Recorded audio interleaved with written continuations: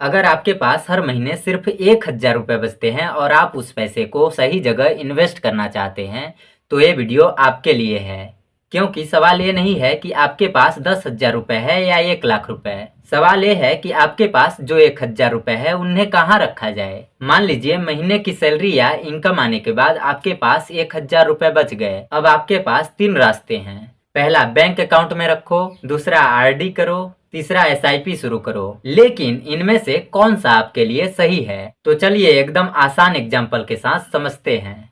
पहला ऑप्शन है bank account. मान लीजिए आपने हर महीने 1,000 रुपये अपने बैंक अकाउंट में ही रखना शुरू कर दिया। आज 1,000 रुपये, अगले महीने 1,000 रुपये और फिर 1,000 रुपये। आपका पैसा आपके बैंक अकाउंट में ही रहेगा और जरूरत पड़ने पर आप उसे आसानी से इस्तेमाल कर सकते हैं। मान लीजिए अचानक से आपके घर में कोई जरूरी खर्च आ गया तो आपको इन्वेस्टमेंट बेचने की जरूरत नहीं पड़ेगी। यानी बैंक अकाउंट का सबसे बड़ा फायदा है पैसा आसानी से अवेलेबल रहना। लेकिन आपका गोल लंबे समय का है तो बैंक अकाउंट में पैसा रखना आपके लिए सुइटेबल ऑप्शन है या नहीं, ये असली सवाल नहीं है। दूसरा ऑप्शन है आरडी। अब मान लीजिए आपने कहा मैं हर महीने 1,000 रुपये आरडी करूंगा। हर महीने 1,000 रुपये जमा, फिर अगले महीने 1,000 रुपये और इसी तरह लगातार सेविंग। इसका सबसे बड़ा फायदा है कि आपकी सेविंग की हैबिट बनती है। मान लीजिए आपके हाथ में पैसा आते ही खर्च हो जाता है तो आरडी आपको डिसिप्लिन बनाने में मदद कर सकती है। आपने पहले ही तय कर लिया है कि 1,000 रुपये बचाना ही है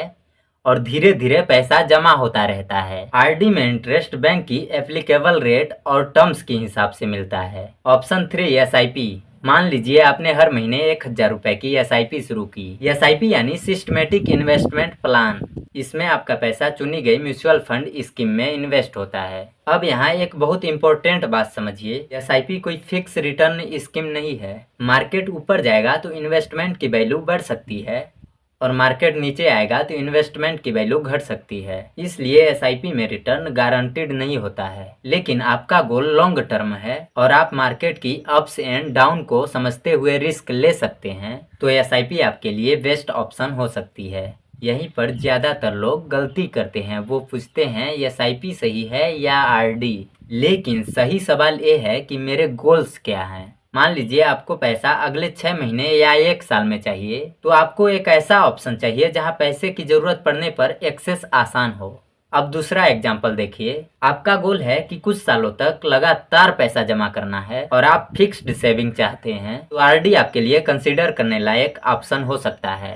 और आपका गोल लॉन्ग टर्म है और आप मार्केट रिस्क समझते हैं और इन्वेस्टमेंट की वैल्यू में उतार चढ़ाव सह सकते हैं तो म्यूचुअल फंड में एसआईपी एक बेस्ट ऑप्शन हो सकती है। सबसे जरूरी सवाल 1,000 रुपये कम है या ज़्यादा है, ये इम्पोर्टेंट सवाल नहीं है। सबसे इम्पोर्टेंट है कि क्या आप हर महीने अपने पैसे का कुछ हिस्सा बचा रहे हैं। क्योंकि मान लीजिए आज आप 1,000 रुपये से शुरुआत करते हैं, कुछ समय बाद आपकी इनकम बढ़ती है तो आप अपनी फाइनेंशियल कैपेसिटी के अनुसार आप अपने इन्वेस्टमेंट का अमाउंट बढ़ा सकते हैं। लेकिन बिना समझे सिर्फ इसलिए एसआईपी शुरू मत कर देना कि एसआईपी में पैसा डबल हो जाता है। कोई भी रिटर्न गारंटीड मानकर इन्वेस्टमेंट मत करो। तो अगली बार जब आपके हाथ में 1,000 रुपये बचे तो आप ये मत सोचिए कि कहाँ इन्वेस्ट करूं। पहले अपने आप से ये 3 सवाल जरूर पूछो। मुझे ये पैसा कब चाहिए, मैं कितना रिस्क ले सकता हूँ और ये पैसा किस गोल के लिए है। फिर बैंक अकाउंट, आरडी या एसआईपी में से अपने सिचुएशन के हिसाब से ऑप्शन चुनिए। क्योंकि स्मार्ट इन्वेस्टर वो नहीं जो सिर्फ ज्यादा पैसा इन्वेस्ट करता है। स्मार्ट इन्वेस्टर वो है जो अपने पैसे को समझकर सही जगह इन्वेस्ट करता है। 1,000 रुपये छोटा हो सकता है लेकिन सही फाइनेंशियल हैबिट की शुरुआत छोटी ही होती है। बाय बाय, मिलते हैं नेक्स्ट वीडियो में।